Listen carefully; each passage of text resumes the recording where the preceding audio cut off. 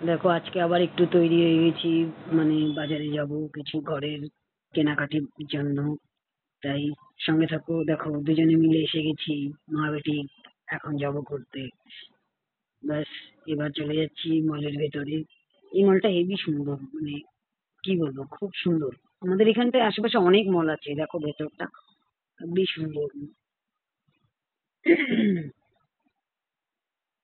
মানে এত সুন্দর, মানে মানে বলার মতো না। এবার দেখো এই পাশটাতে এত সুন্দর সুন্দর সব খাবার গুলো রাখা রয়েছে, দেখলেই জিভে জল চলে আসবে। দেখো কি সুন্দর সুন্দর সব খাবার, দেখেছো? দেখো কত রকমের যে, মানে ফাস্টফুড আছে, কি বলবো।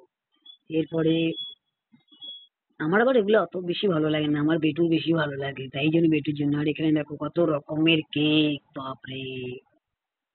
অনেক রকমের কেক, মানে ভ্যারাইটি টাইপের, অনেক বড় বাইরে লাগে। তারপর আমরা ওসব না খেয়ে কি করলাম, পাস্তা পাস্তা অর্ডার করে নিলাম দুজনে মিলে।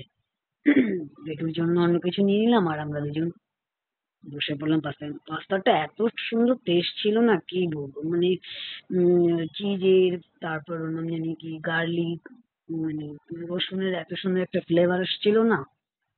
ব্যাস, বেটুর জন্য প্যাক করে নিলাম, আর আমরা দুজন খেয়ে নিলাম। বেটুকে বলেছিলাম যাওয়ার জন্য, কিন্তু বেটু যাবে না, ওর পড়া ছিল বলেও যায়নি।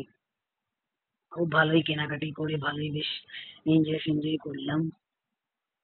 মাঝে মাঝে একটুখানি যেতে হয়, হ্যাঁ কি না বলো? চলো টাটা, বাই বাই।